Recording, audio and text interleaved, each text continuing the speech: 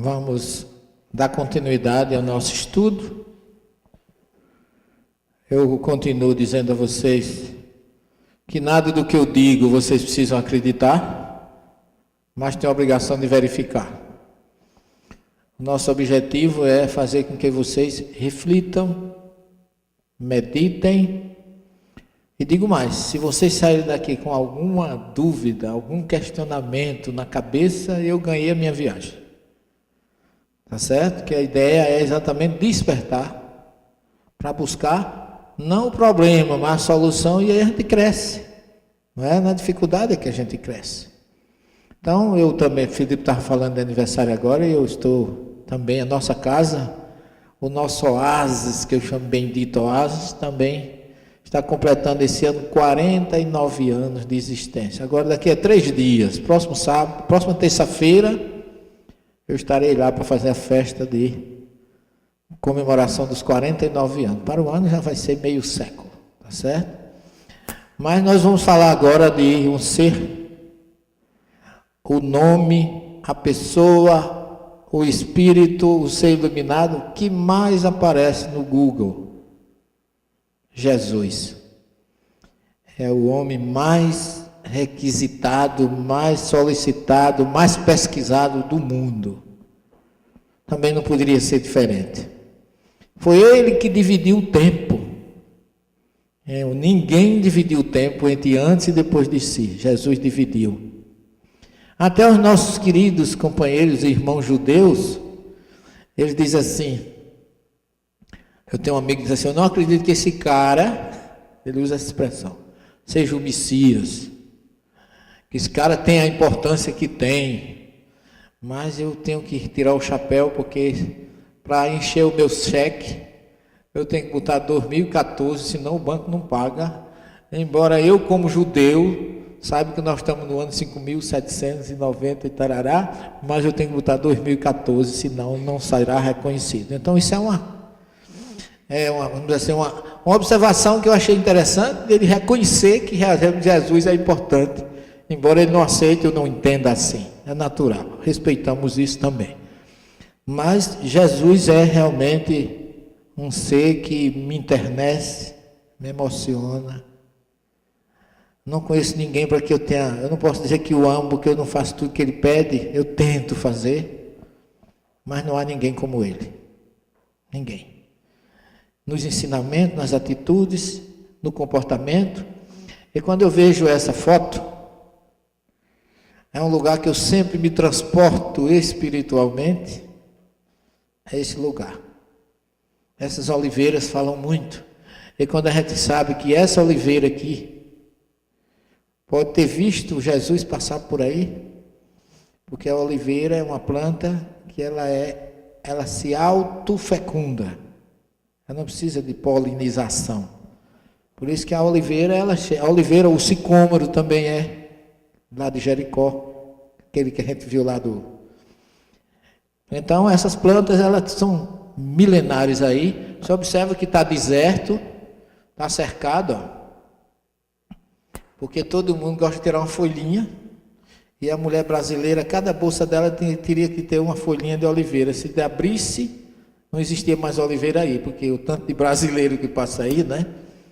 Mas essas oliveiras deram nome a um monte que notabilizou o ministério de Jesus na Judéia. Porque esse monte, eu começo a nossa futura obra, que vai ser lançada, falando da importância do Monte das Oliveiras para o cristianismo primitivo. E é um monte curioso, porque ele fica olhando para Jerusalém. No meio tem o vale do rio Cedron, que a gente não vê mais o rio, ele está canalizado por debaixo da cidade. Mas são 2 montes que estão face a face. Jesus vivia em Jerusalém pregando, mas realizou muitas coisas nesse monte. Foi visto a última vez nesse monte, lá no cume. Foi nesse monte que ele ensinou os discípulos a rezar o Pai Nosso. Foi aí que ele ensinou a oração do Pai Nosso. Foi nesse monte que ele chorou sobre Jerusalém, no chamado Domus Fleviti, que é o Senhor chorou. E foi nesse local, vizinho a esse local, que Jesus fez uma das principais revelações da sua vida.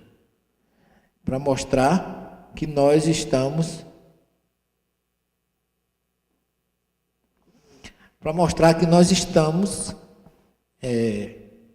necessitando de entender muitas informações de Jesus. E essa eu considero fantástica. Porque aqui ele se debruça numa rocha que tem aí ainda hoje, dentro da Igreja das Nações, e ele faz essa revelação que está em João 17,5, que eu considero fantástica. E agora, Pai, porque ele primeiro é como se ele prestasse contas a Deus da missão que ele veio ao planeta Terra. Porque essa é a última oração de Jesus. Daí ele foi preso, foi a Caifás, foi crucificado, etc, etc. Mas ele deixa aqui: glorifica-me junto a ti, ou honra-me. Na verdade, a expressão mais correta seria o verbo kavod, em hebraico é honrar. Mas o que é honrar? Honrar é uma expressão hebraica que está acima de amar. Porque o Êxodo 20 diz: ama a Deus sobre todas as coisas e ao próximo como a ti mesmo.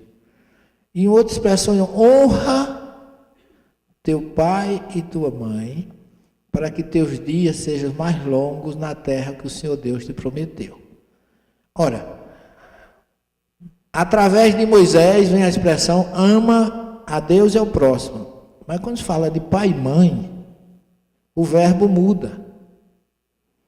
Lá no Êxodo 20 não está dizendo ama teu pai e tua mãe, mas está dizendo honra teu pai e tua mãe, que é o mesmo verbo que está aqui, que todo mundo traduz como glorifica-me. Também pode ser, mas eu vejo mais sentido em dizer honra-me. Porque o que é honrar pai e mãe? Honrar pai e mãe é fazer exatamente o que o pai e a mãe nos orientam a fazer.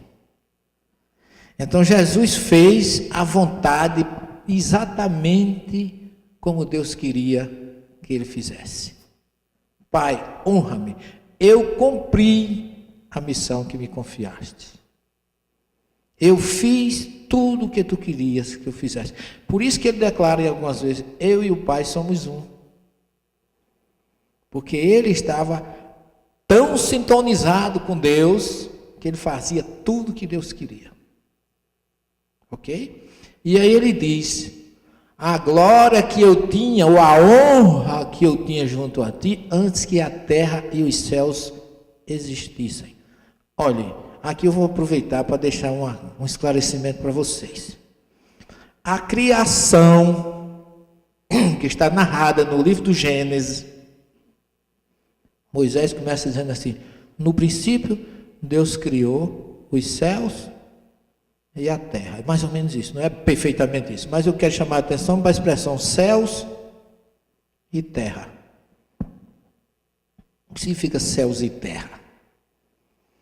Céus e terra é o nosso planeta, que é composto de céu. O que é céu? Céu, em hebraico, chama rakia, que é lâmina branca, lúcida, com uma espécie de uma concha invertida, uma taça. Você olha para o céu, que a gente chama de céu, que o hebraico chama shamayim, que significa cheio d'água, porque é de lá que cai a chuva. Essa é a expressão. Por isso que ele chama Bereshit bara Elohim et hashamayim ve'et haaretz. No princípio que, Deus, os céus, chamaia, essa lâmina, essa que ele chama de ráquia, que é lâmina, ou concha, ou taça invertida, translúcida, transparente, de onde cai a chuva. No princípio Deus criou isso, que é cheio d'água em cima e tem terra embaixo. O que é cheio d'água em cima e tem terra embaixo? O nosso planeta. Então, todo mundo traduz isso aqui como antes que o mundo existisse. O mundo é o universo. E o universo não é só a Terra. Então, é isso que eu quero chamar a atenção para a gente entender essa revelação de Jesus. O universo é composto de diversos planetas como a Terra. A casa de meu pai tem muitas moradas, se assim não fosse, eu vos teria dito. Então Jesus está dizendo, naquele momento, prestando conta, Pai, mostrando que Ele não é Deus. E quando a gente diz que Jesus não é Deus, na concepção do conceito da doutrina espírita, porque muitos cristãos aceitam que seja, não estamos diminuindo Jesus.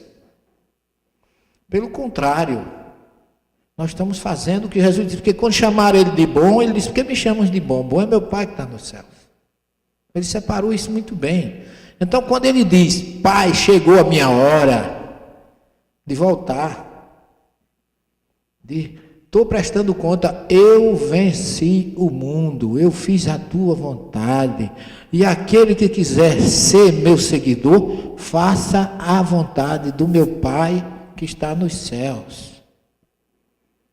Jesus foi submisso e humilde à vontade de Deus.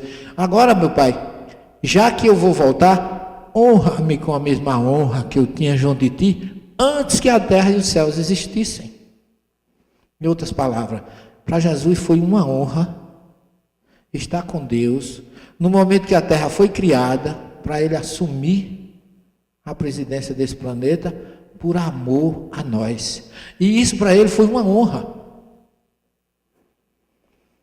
É uma questão muito profunda para a gente refletir como é que o Espírito se sentiu feliz de descer a esse poço de lama que é o nosso planeta, para trazer a mensagem de amor, de igualdade, de tolerância, de perdão, de fraternidade que Jesus trouxe.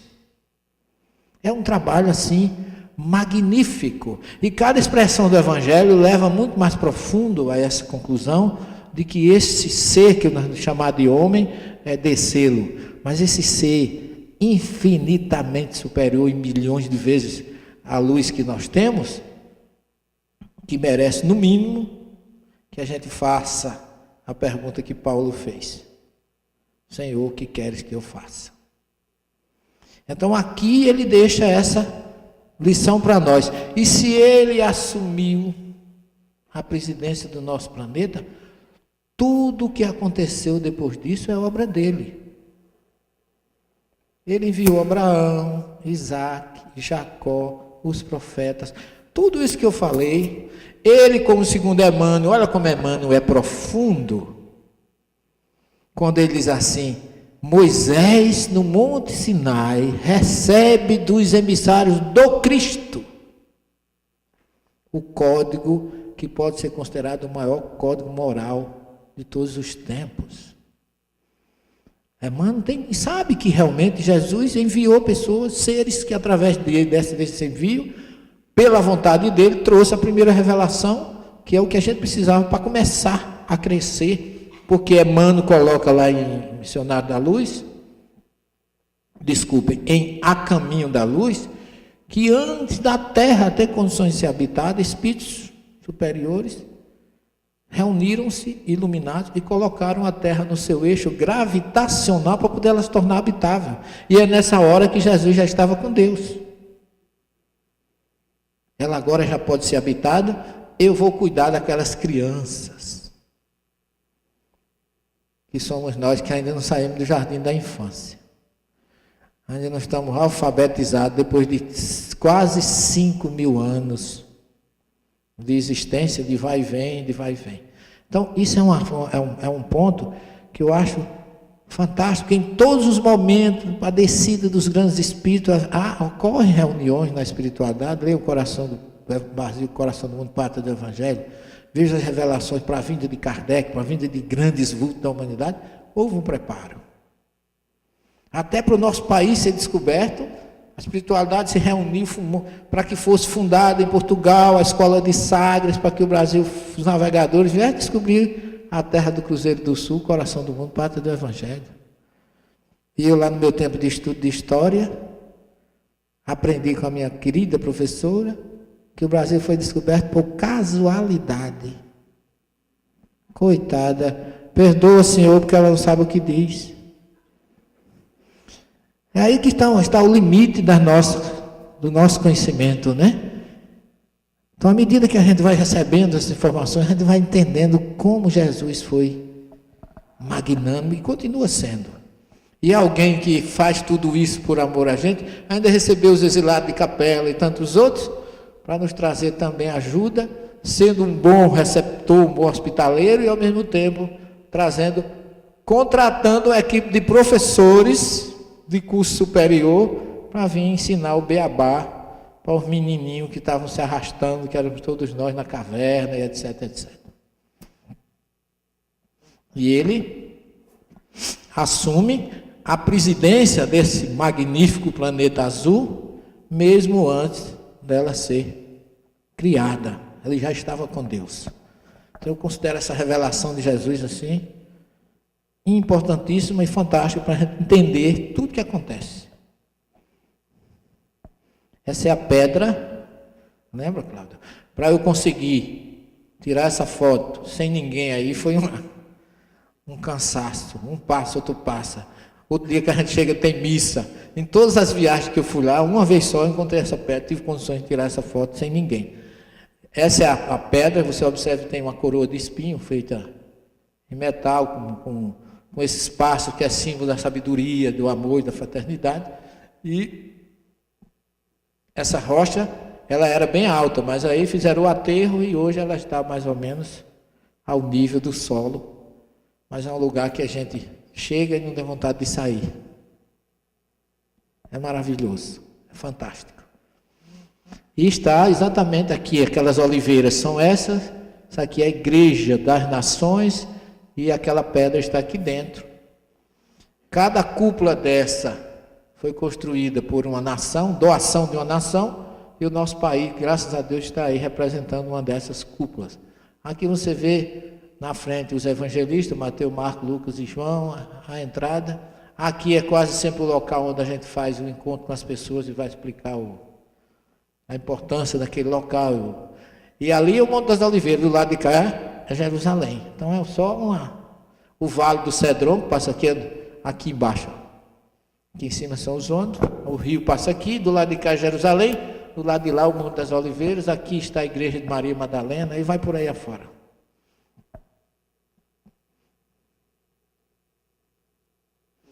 E aí a gente entra um pouquinho no nosso Evangelho.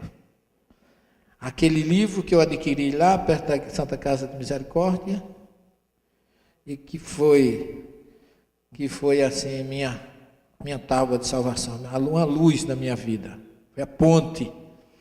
E eu comecei a ver, na introdução, o significado dessa obra, que nós estamos, esse ano, no dia 12 de abril, completou 150 anos do seu lançamento. Um livro que a história da construção dele é maravilhosa. Máximas morais do Cristo. Realiza o que Jesus disse do Consolador prometido. Conhecimento das coisas, fazendo com que o homem saiba de onde vem, para onde vai, porque está na terra. Atraz para os verdadeiros princípios da lei de Deus e consola pela fé e pela esperança. Eu digo para vocês, essa obra ainda não é conhecida dos Espíritos. Quando Kardec recebeu esse livro, ele saiu de Paris, foi para o interior da França, trabalhava 16 horas nessa obra, ninguém sabia o que ele estava fazendo, nem Amélie, sua esposa, sabia.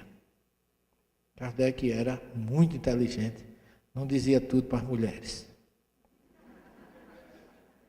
Ainda bem que ele sabia da necessidade da reclusão total. Ficar em silêncio consigo mesmo. E aí ele que faz? Ele manda um questionário para o Espírito São Luís, através do médium Gambert, que estava em Paris. Olha Kardec como era. Aí ele faz uma pergunta: que pensais da obra que estou realizando? Ele não disse o que era, que trabalho era, mas ele queria que o Espírito dissesse para ele o que estava o que representava aquela obra. Lembre-se que era falado um evangelho, numa época da Inquisição, em Paris, centro do universo, o país assim, naquela época, a França era um apogeu, não é? Na famosa França de Napoleão e companhia. Então era um trabalho que ele começava a fazer, que iria, com certeza, para ele, na visão material, não era nem espiritual, mexer com alguma coisa.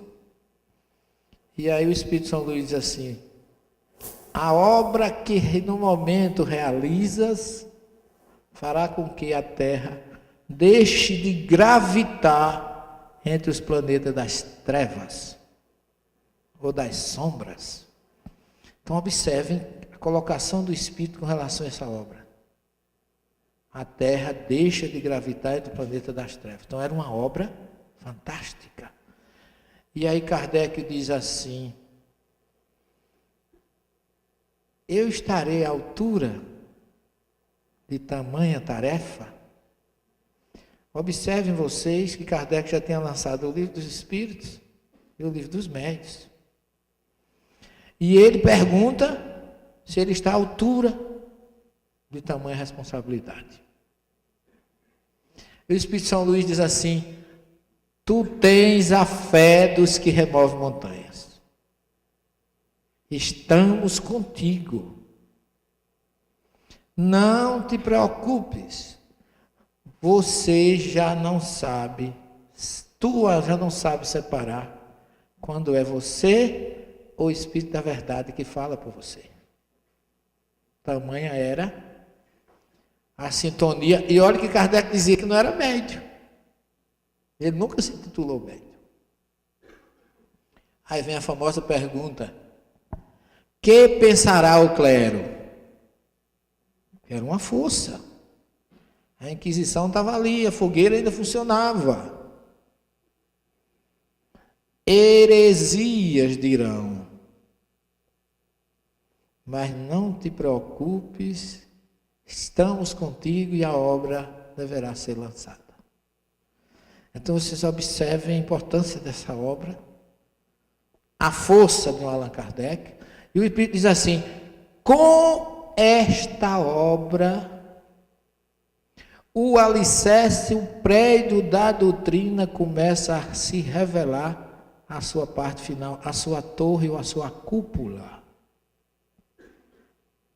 Já tínhamos o Livro dos Espíritos, o Livro dos Médiuns, mas o edifício da doutrina não estava completo. Completou-se com o Evangelho segundo o Espiritismo. Então é uma obra de muita luz, pessoal. E ainda hoje eu estudo esse livro e eu digo assim: eu não li isso aqui não, eu não tinha visto isso aqui não. Porque é inesgotável, as informações são inesgotáveis.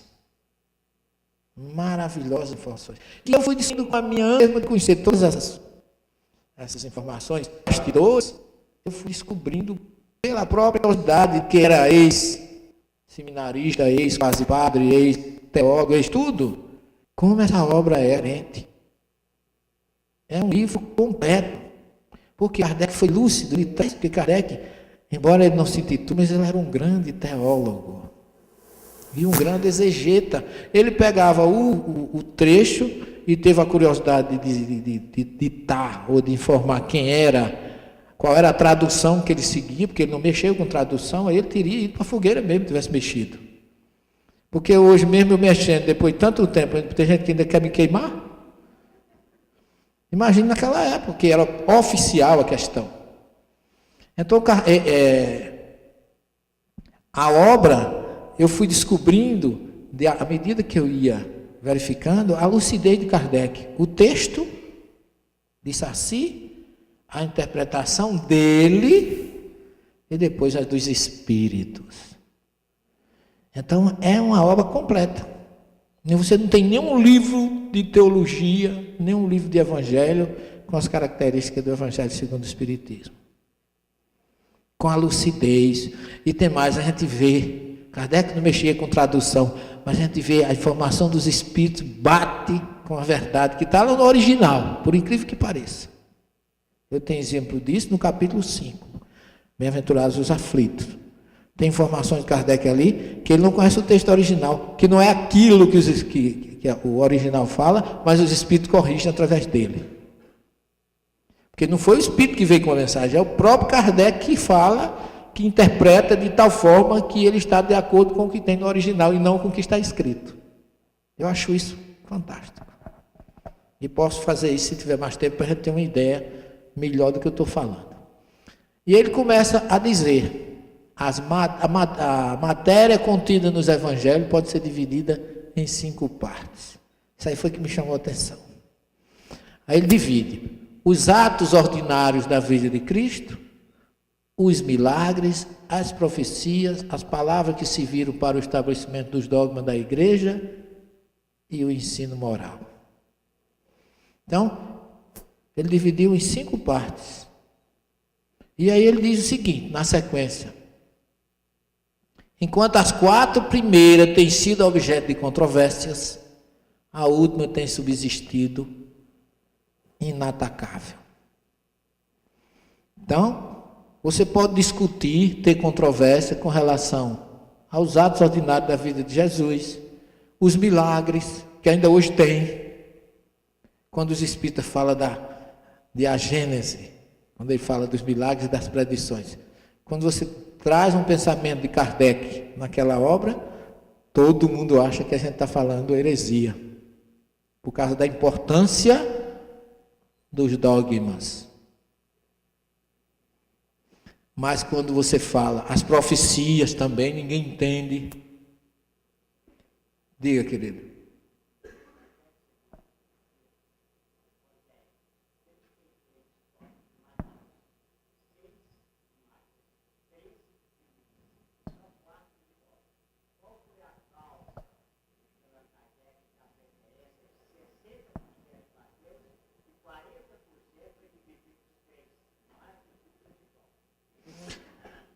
Eu não posso te explicar isso exatamente, porque eu estaria extrapolando essa questão. Do ponto de vista teológico, eu posso dizer assim, que do ponto de vista doutrinário, a gente daria vez se acha que deveria ter trabalhado com João, que é o mais espiritualizado dos evangelhos, mais profundo, etc. Mas do ponto de vista de que ele estava trabalhando com código moral, com a visão de que as outras doutrinas tinham que ter de Jesus, e como Mateus trabalha mais com Jesus homem, Messias, então seriam os pontos em que a maioria das crenças não se contradizem, nem contestam, nem polemizam.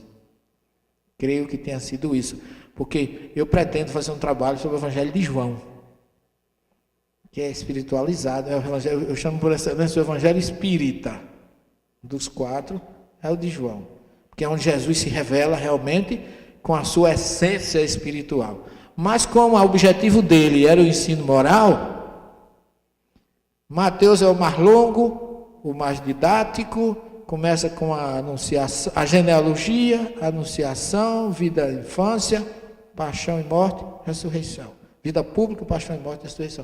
Então, em cima disso aí, ele pegou a maioria de Mateus, que é o mais longo, o mais didático e o mais, vamos dizer assim, humanitário, Jesus homem. Creio que tenha sido por isso. E deixou a cargo as outras coisas, para Gênesis e para outras colocações. Não digo que foi isso. Penso que foi por causa disso. Ok? Então, ele diz exatamente isso, que as 4 primeiras polêmicas, mas a última, o ensino moral, ele escolheu e justifica porque escolheu. Que ele diz assim: diante desse código divino, a própria incredulidade se curva. É o terreno em que todos os cultos podem encontrar-se. A bandeira sob qual todos podem abrigar-se, por mais diferentes que sejam as suas crenças, porque nunca foi objeto de disputas religiosas, sempre e por toda parte provocadas pelos dogmas. Então está aí a justificativa de Kardec para escolher o ensino moral. Porque honrar pai e mãe, amar o próximo, tá certo? Falar do Sermão do Monte. Então, é um evangelho que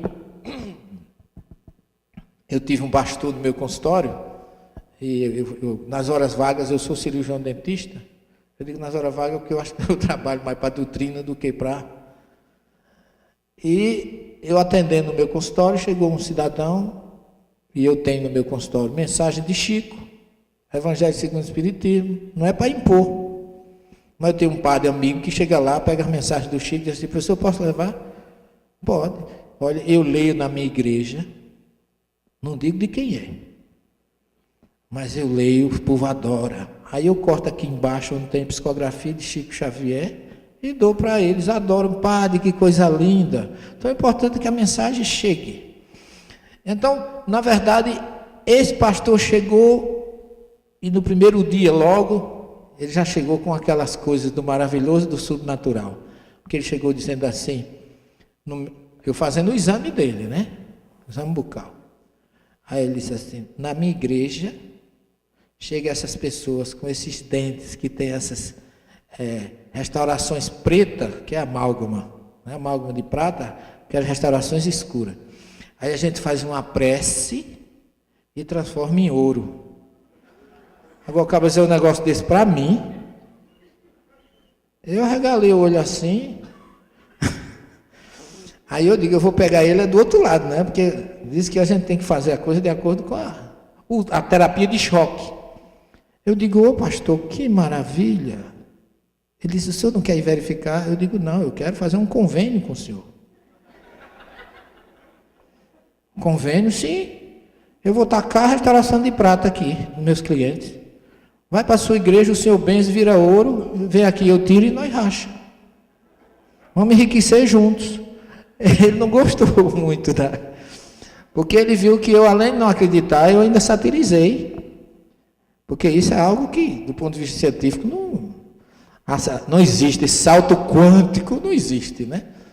Mas aí ele ficou calado, foi embora. No dia seguinte ele volta e está em cima do meu birô, Evangelho segundo o Espiritismo. Ele já um pouco mais familiarizado, ele disse assim: o senhor lê isso aqui com o dedo em cima. Chamava o Evangelho segundo o Espiritismo de isso. Na minha frente, vocês estão vendo, eu sou anão, eu tenho 1,25 m, 30, sei lá. Mas eu acho que eu fiquei com 1,85 m na hora. Controlei, respirei fundo, porque a gente se aborrece, perde a razão e o raciocínio, né? O cérebro diminui o sangue pela adrenalina, em vez de chegar a inteligência, chega a burrice, aí você não reage. Aí eu respirei fundo. Disse assim: o senhor conhece essa obra? Não, senhor, nem. O senhor não sabe o que o senhor está perdendo. Se eu lhe disser uma coisa, o senhor aceita? O senhor concorda comigo que o coração da Bíblia é o Evangelho? Ele parou e disse: realmente, parabéns, gostei. O senhor concorda que o coração do Evangelho é o Sermão do Monte de Jesus? Belas palavras e belo discurso. É, professor, concordo. Que lindo, onde o senhor viu isso? Eu digo: está aqui nesse livro. Esse livro contém 75%, além de ser o Evangelho, do Evangelho de Jesus, 75% é do Sermão do Monte. E o restante, explicação dos Espíritos, numa linguagem, numa exegese, que o senhor vai adorar. Aí ele parou. Eles não gostam de contra-argumentar, adiantar no contra-argumento, quando você mais ou menos o convence a reflexão. Ele disse: se eu fizer uma carta para o senhor lê? Eu digo: eu leio até bula de remédio, pastor, quanto mais a sua carta, pode trazer. Ele fez uma carta em letra 9 de computador. Menino falando da Bíblia, condenando o Espiritismo. Tudo aquilo que eu mostro o contrário, ele botou. Tudo aquilo que eu mostro a favor, ele colocou o contrário. E no fim ele se entregou, porque ele disse assim: e agora eu ordeno. A carta tem umas 10, 12 folhas, eu nem me lembro mais. Era tudo. E no fim ele fazia uma ordem: agora eu ordeno que os espíritos que estão ao lado do doutor Celestino se retirem todos.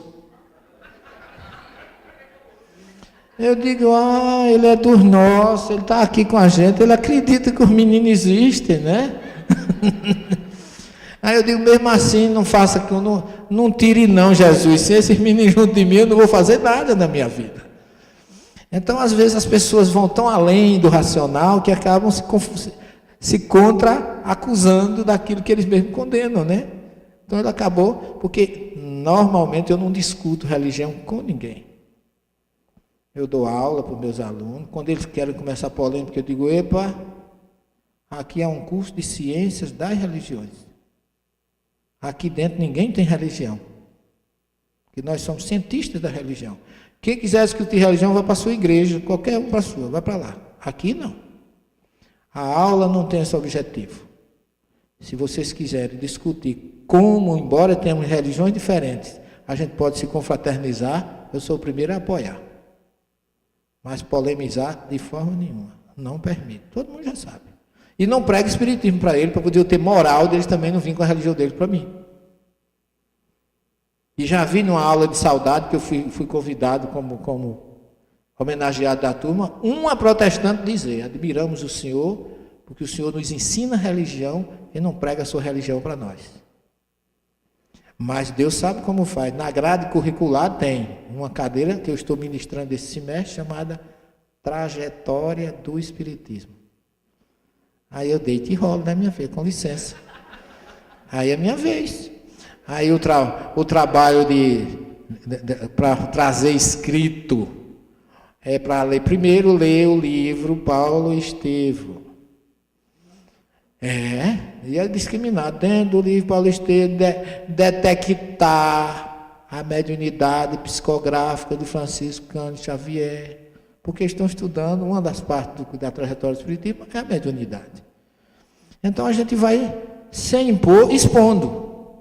E teve um dos protestantes da turma que disse assim, professor, olhe, quem escreveu esse livro era realmente uma pessoa que conhecia teologia, que conhecia a Bíblia e que conhecia o Evangelho. Eu disse um semi-analfabeto chamado Francisco Cândido Xavier. E daí, meu filho, está a prova que se ele não podia escrever isso, existia um espírito que através dele escreveu. Aí encontrei aquela bela passagem que Chico foi reprovado, levou 5-0 na prova de ascensão de cargo interior, e o presidente do DASP chamou ele para dizer, olha, eu acredito no espiritismo, eu não sou espírita, mas alguém que tirou 5-0 nessa prova não podia ter escrito uma obra como Paulo Estevam. Não é? E Chico disse, para você ver, disse para o amigo dele, que ele não teve nem coragem disso só, os espíritos puseram 5-0 em mim para poder as pessoas acreditarem na doutrina. Quer dizer, a gente nunca sabe os caminhos que Deus utiliza para a nossa vida. O importante é sempre estar sintonizado. Então Kardec teve essa preocupação de unir, e eu sou adepto desse princípio. Sempre unir, sempre respeitar.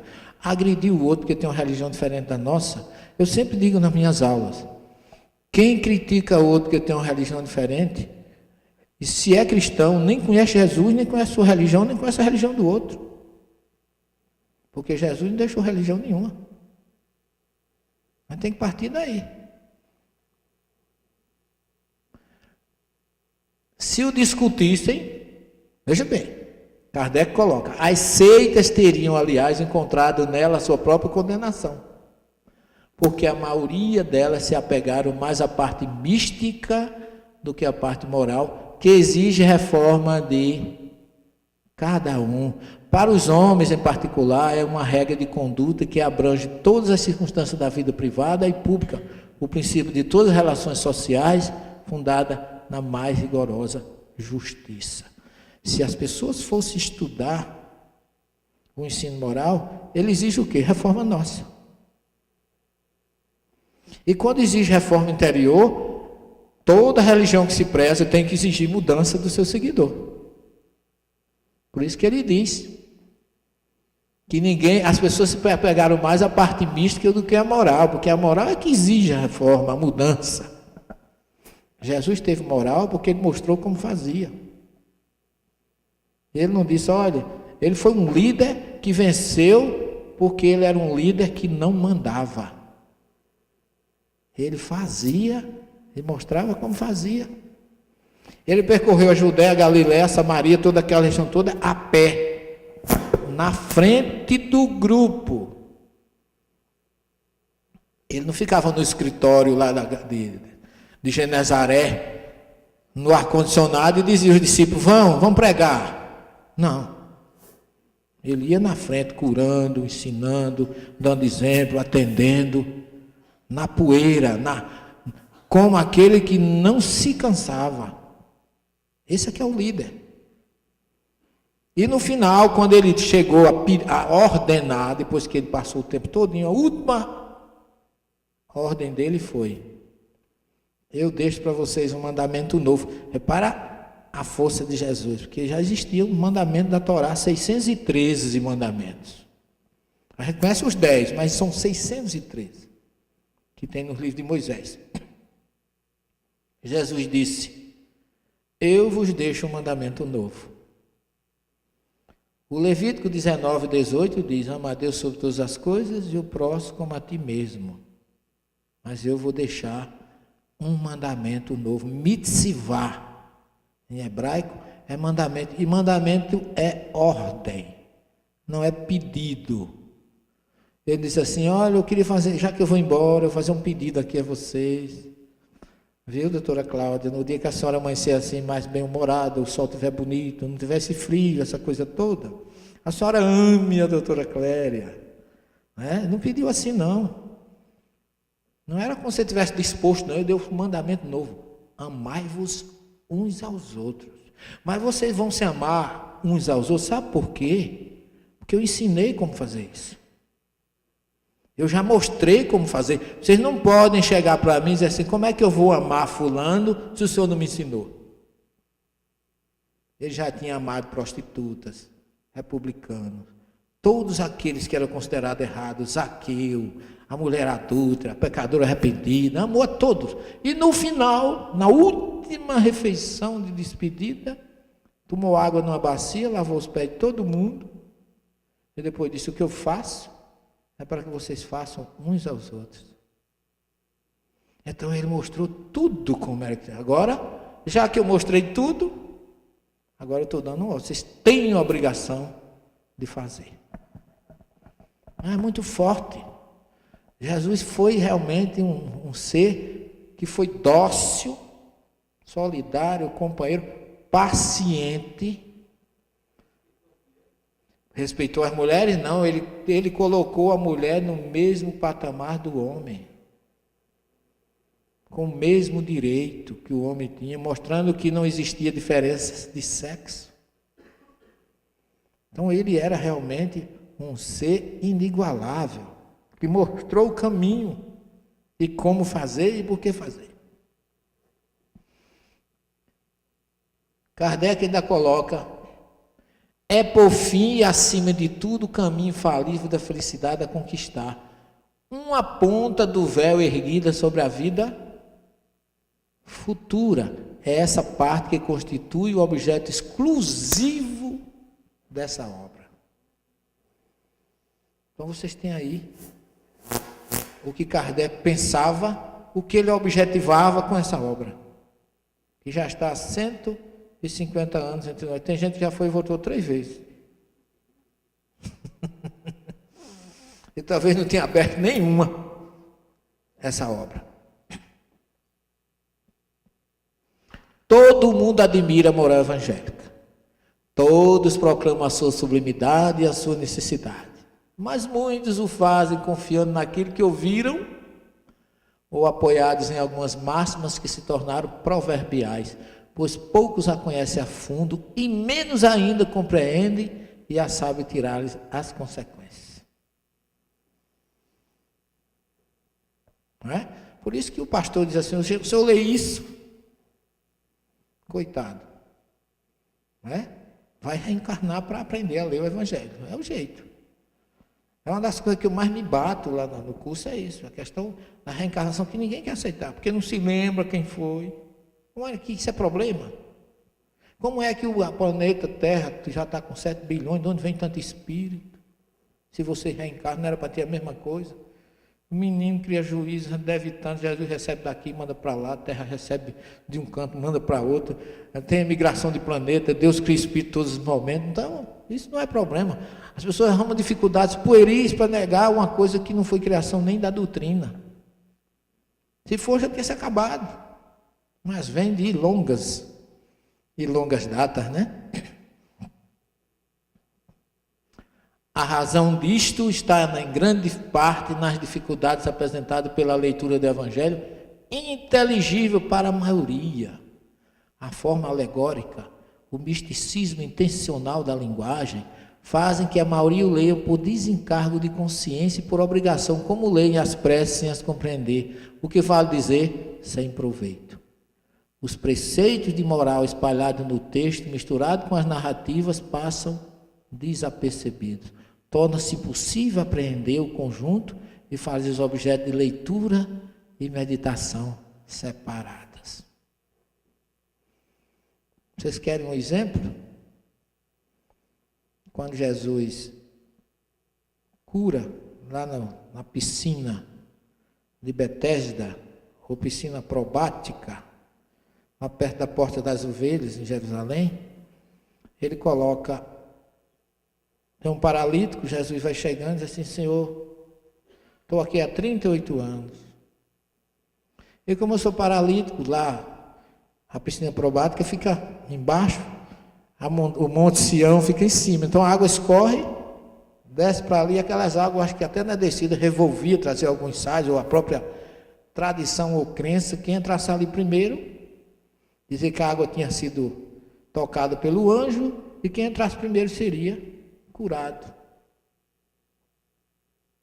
Aí Jesus disse: você não consegue entrar? Não, mestre, não consigo. Então toma teu leito, vai embora. Você está curado. O homem levantou, pegou a caminha dele e foi embora. Imagina o cara num dia de sábado, isso era num sábado. Está no lugar daquele, sair com a cama nas costas, não podia fazer nada em Jerusalém. Olha Jesus como era psicologicamente um homem sabido na divulgação do que ele fazia. Ele provocava aquilo que nós temos de mais interessante, ou o preconceito, ou a crítica, ou a curiosidade.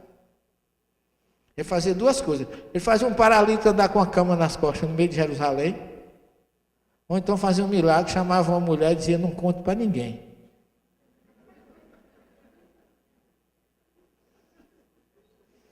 Isso era na Galileia. Quando o cara chegava na Judéia, Jerusalém todinha já sabia. Eu não tinha rádio, televisão, jornal, internet, WhatsApp, Twitter, não tinha nada disso. Facebook lá em Ipuã, não tinha nada disso. Então ele usava os meios. Então naquele sábado chamou a atenção de quem? Dos ortodoxos. Era um grande psicólogo. Dos dogmáticos fariseus que diziam assim: não pode fazer nada no dia de sábado. E eu fiz uma conferência lá em João Pessoa, no congresso, e teve uma moça que era uma adventista do sétimo dia, que eu falando inconscientemente, eu disse: olha gente, o Êxodo 20 fala que ninguém deve fazer nada no sábado, guarda o dia de sábado. Mas aquela informação foi para os judeus. Eles estavam vindo do Egito, escravo há 400 anos, não tinham um dia de folga. Então Jesus instituiu através de Moisés um dia para que eles, além de ter o direito de descansar como o ser humano tinha, se lembrarem que aquele dia representava uma liberdade na vida deles. Então para o judeu era necessário, e ainda hoje eles são necessários. Mas para cristão isso não tem valor nenhum. E a moça era adventista, e o adventista não faz nem prova no dia de sábado. E ela estava com um problema na igreja e com drama de consciência, que não estava guardando o sábado. Aí veio me agradecer em nome de Jesus: Senhor, o Senhor não sabe o benefício que o Senhor me fez. Minha filha, quer dizer que eu não tenho a obrigação de guardar o sábado? De forma nenhuma. Você não faz mal nenhum de poder descansar no domingo, que é a tradição do povo ocidental, que já foi uma influência romana. Contra o judaísmo, criaram o domino, domingo, dia do Senhor. Aí não ficou o sábado, ficou o domingo. Mas nada mal, a gente descansa no domingo, mas trabalha na segunda. E você não é obrigado, você não é judeu. E a gente tem essa mania. Porque Moisés condenou a consulta dos mortos, como eles dizem, para o povo judeu que vinha do deserto, cheio de idolatria, politeísmo, etc, etc, dizem que nós espíritos temos alguma coisa a ver com isso. Ainda tem espírito que acredita e fica com medo. Isso é uma obsessão geral.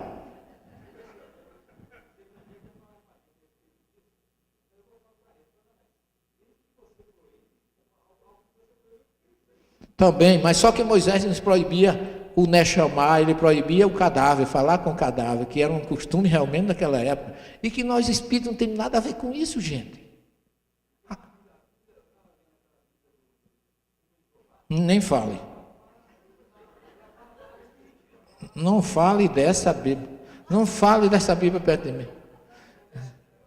O cara que botou aquilo ali, ele botou médium e espírito, botou as duas coisas. O cara que botou aquilo ali, como é teu nome? Patrocínio. O cara que botou aquilo ali vai reencarnar para tirar, tenho certeza.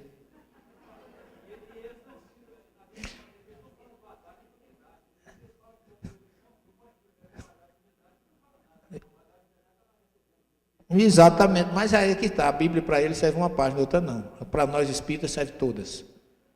Não é? Então a gente não pode ter um lado que a gente não pode ir, outro que não pode vir. Tem gente que tem medo de assistir minhas aulas, embora seja muito modesta parte, muito frequentada, mas tem gente que se for lá, eu tenho medo que ele mude minha cabeça. Eu não convenço ninguém. Eu chamo as pessoas a refletirem. Porque eu descubro essas coisas há quantos anos? Se eu fosse uma pessoa que tivesse medo da verdade, porque eu comecei com Jesus, João 8,32, conhecereis a verdade vos libertará. Nunca descobri nada de novo que mudasse a minha confiança, meu respeito e meu amor por Jesus. Então eu não posso ter medo da verdade. Pelo contrário, aumenta. Mas vou voltar aqui à história do homem da piscina, do paralítico com a cama nas costas. Chamou a atenção de todo mundo. Aí o fariseu começou a perguntar, o próprio curado, quem foi que fez isso contigo? Ele disse, eu não sei não, foi um homem que estava lá embaixo. Na hora mandou eu andar, mas você precisa me dizer quem foi. Aí, Jesus, depois de fazer isso tudinho, ainda faltava dar o arremate. Ele não estava satisfeito com chamar a atenção, não. Ele queria mostrar o troco para o menino. E aí ele vai para o templo encontrar com o curado, que não se lembrava dele, mas Jesus se lembrava, sabia quem era, lógico que Jesus sabia. Aí chegou lá e disse, olha, vem cá, eu te curei. Já se identificou. Eu te curei, mas vou te dizer uma coisa, tu não erra mais não, viu? Então coisa pior vai te acontecer.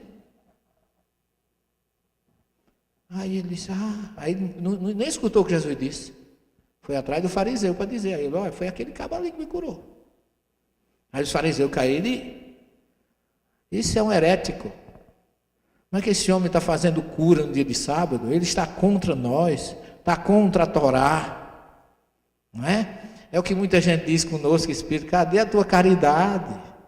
Não é? A gente começa as cobranças.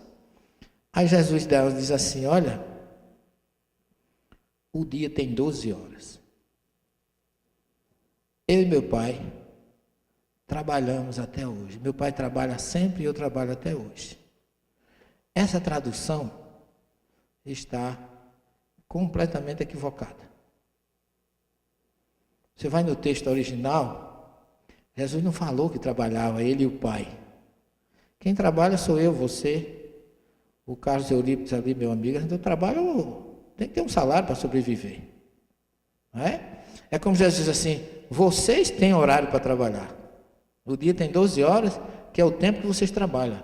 Mas eu e meu pai trabalhamos sempre. E ele não fala em trabalhar, não. O verbo lavou no original hebraico, que todo mundo traduz como trabalhar, dele deriva o substantivo ovede, que ovede é trabalhador, ou melhor, é servidor. É o escravo que servia sem ter remuneração.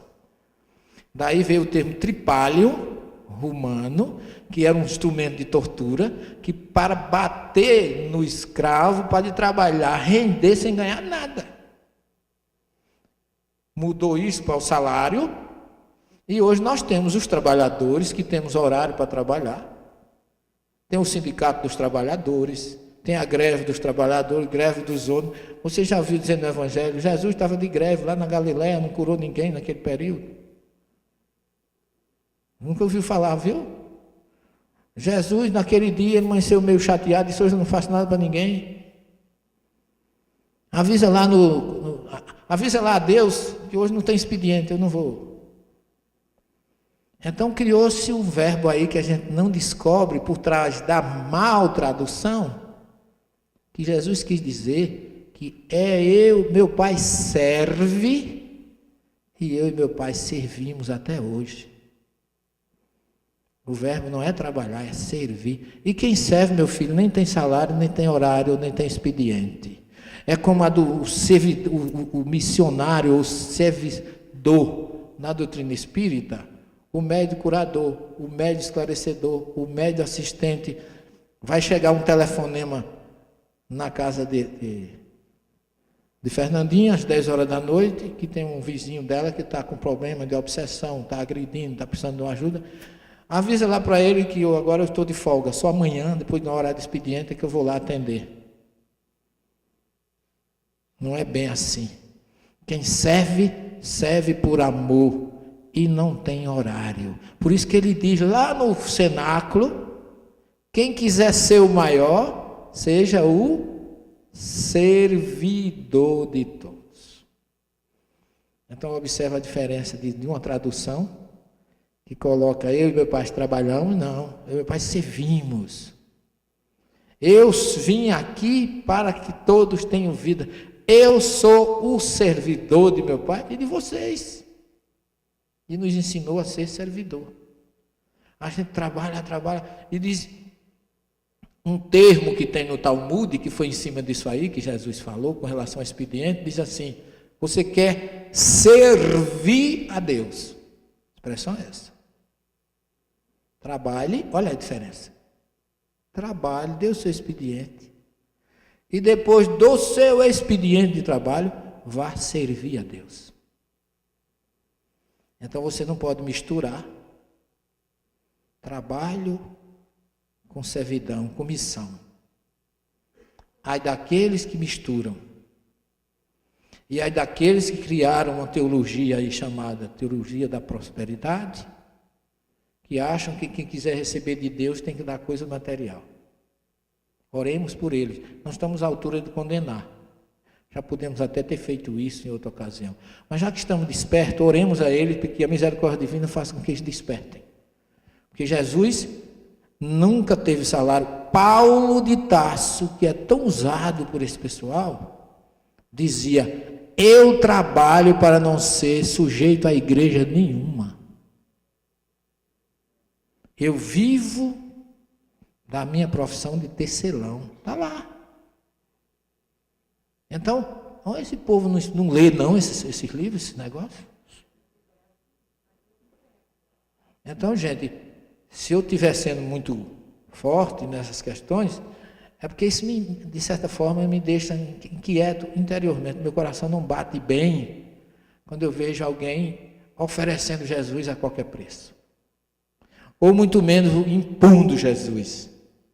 Jesus é amor, fraternidade, perdão, misericórdia. E a doutrina espírita tem o papel de ressuscitar a mensagem autêntica e rediviva de Jesus.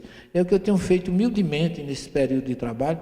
Me custa caro, eu pouco estou ligando, eu não vale nada mesmo. Se matar, eu vou ser um mártir, eu vou ficar conhecido daquele que morreu por Jesus. Eu não sou digno de fazer isso. De ser assim. Mas a mensagem que eu recebo pelas minhas buscas, pelas minhas pesquisas, para poder despertar o coração de alguém, eu dou de graça. De graça. Porque eu só entendo Jesus dessa forma. Servindo, amando, sendo fraterno, sendo dócil, sendo amoroso. E nós espíritas, eu vou mexer um pouquinho com isso quando chegar mais na questão 627. O nosso papel também é muito forte. Quem muito sabe, muito deve. Quem mais sabe, mais comprometido é. Por isso que muito não quer assistir minha aula, para não ficar sabendo, ter medo, né?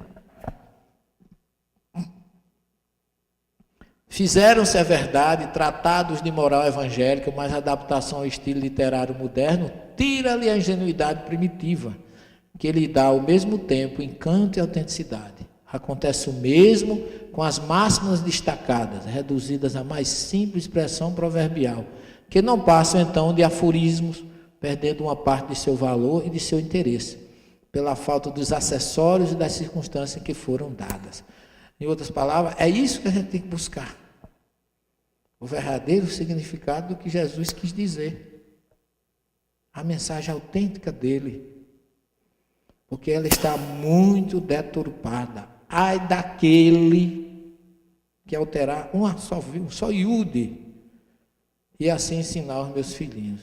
E quando eu leio isso também fico todo arrepiado, porque é o que mais a gente vê. Interpolações, retiradas. Você quer ver? Tem uma interpolação que me dói, dizer que Jesus disse aos discípulos, ide, pregar e batizar em nome do Pai, do Filho e do Espírito Santo. Jesus nunca disse isso, gente. Interpolaram esse texto. Ide e pregai o que eu vos ensinei a todas as nações. Jesus nunca batizou. Está lá em João 4, os discípulos batizavam ele, não. Porque não é importante o batismo, gente. Se água e sabão resolvesse o problema, era uma beleza. Bastava um banho com um bom sabonete Lux, vai sair, vai de propaganda não, né? E você estaria isento. A gente precisa lavar, enxaguar a nossa alma. E não se lava com sabão, não. Não é um mergulho no Rio Jordão, a gente faz aqui simbolicamente, porque é um compromisso assumido. Batismo é filiação a uma filosofia de mudança. Não importa qual seja. Você quer continuar na sua religião? Às vezes as pessoas vêm fazer tratamento comigo, mas professor, e aí depois o quê? Eu tenho que ficar aqui? Não, de forma nenhuma. Você não é obrigado, você está sendo atendido e vai ser sempre atendido e bem recebido nessa casa. Agora você seja feliz aonde você puder. Mas eu sou da carismática, continue na carismática, agora seja diferente, mude. Não vai ser da carismática de noite e falar da vida alheia de manhã, não. Que nem a Igreja Católica quer isso. Então, a gente quer que as pessoas sejam aonde estiverem, porque não é a religião que você milita que vai contar no seu julgamento, mas atitudes que você pratica. As suas ações é que vão contar. Não importa onde você foi, onde você é. Eu tive um professor ateu mesmo, não acreditava em Deus, fazia aquelas preleções. Aí um dia, ele chegou e disse assim, meu irmão essa semana bateu o carro, coitado, ficou sem transporte, levando os 3 filhos para a escola, de ônibus. E eu fiquei pensando, eu tenho dinheiro e meu irmão não tem. Ateu, viu? Aí eu peguei o dinheiro, disse, toma aqui meu filho, compra um carro para você e para os seus filhos para a escola. E eu escutando, essas coisas já vai me roendo por dentro, né? Eu não consigo ficar calado, tem hora que eu devia ficar calado, mas tem hora que eu não fico. Aí disse assim, eu não entendo, o ateu dizendo, não entendo como é que gente tem milhões na conta do banco e fica insensível a alguém dormindo debaixo da ponte.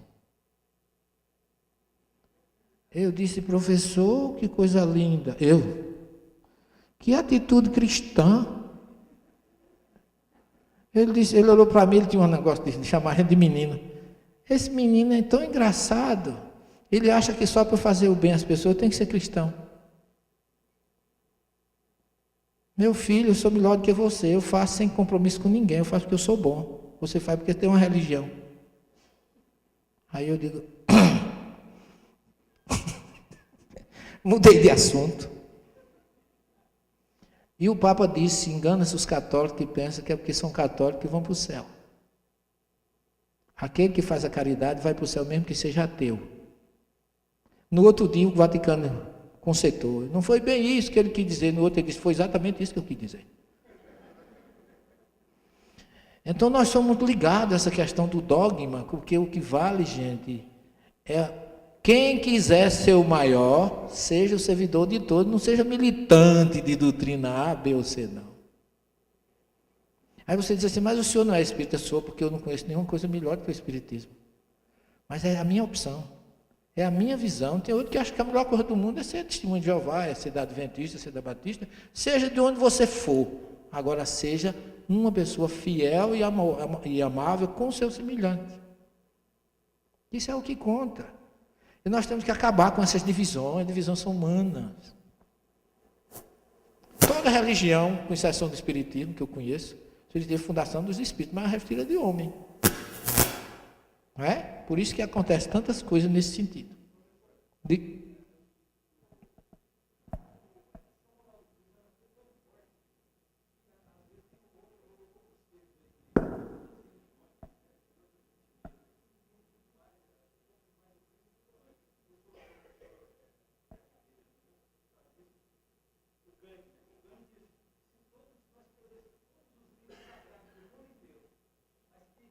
Sobrasse o sermão do monte, nada estaria perdido. O hindu e muçulmano também, né? Ele era... Isso mostra, meu filho, como diz Kardec, que o espiritismo não é a religião do futuro, mas no futuro estará em todas as religiões. E é verdade, porque a moral que é ensinada na doutrina espírita é o que você encontra em todas as religiões. Agora, os seus militantes é que quase sempre não assimilam essa moral. E nem praticam como deveriam, não é?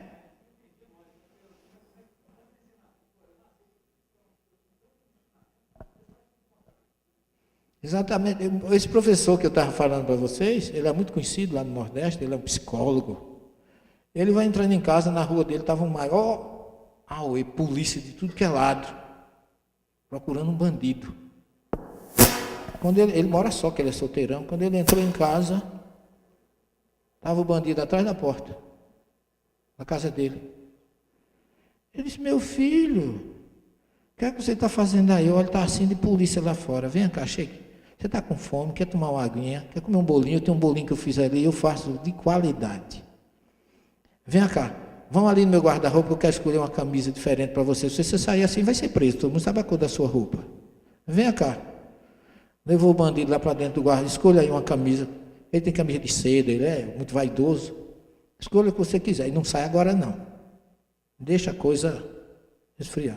E o bandido ficou arregalado com a atitude dele, né? Botou o revólver para trás, com vergonha, né? Que estava armado. Guarde isso, meu filho. Pode cair no seu pé e disparar e ferir sua perna. Guarde isso. O senhor quer guardar para mim? Não, isso é seu. Aqui eu não tenho arma, não. Vamos tomar um cafezinho. Fez um café. Bebeu com o bandido, ateu, hein? Depois que o bandido tomou água, fique tranquilo, aqui ninguém entra, eu não permito. A casa dele é um quarteirão lá naquela região. O bandido comeu, descansou, conversou com ele, psicólogo, desabafou, o bandido chorou, fez uma psicoterapia com ele de graça. Depois foi embora, e na hora que foi saindo, já saiu de noite. Já não tinha mais polícia, não tinha mais ninguém. Disse assim, o senhor tem certeza que nunca ninguém vai entrar na sua casa? Porque eu não vou deixar. Ele disse, na hora que você quiser, meu filho, estiver precisando de alguma coisa, pode voltar e me procurar. Quer dizer, às vezes falta também um pouco de humanidade. A gente sabe que a violência está muito grande, mas o desamor também está muito grande. A gente faz muito pouco pelo nosso semelhante ainda. Precisamos fazer mais, porque a gente só cura esse tipo de coisa com aquela grande frase que Jesus utilizava: amor. Bem, o nosso horário já estourou, já estou recebendo o sinal. Amanhã nós continuamos, só que antes, guardem o slide aí, eu vou ver o número ali, porque antes eu vou começar fazendo uma revelação de uma pesquisa que eu fiz amanhã em Pompeia, às 9 horas eu começo com ela logo, para depois a gente terminar o nosso seminário. Ok, gente? Até às 20 horas, né, Felipe?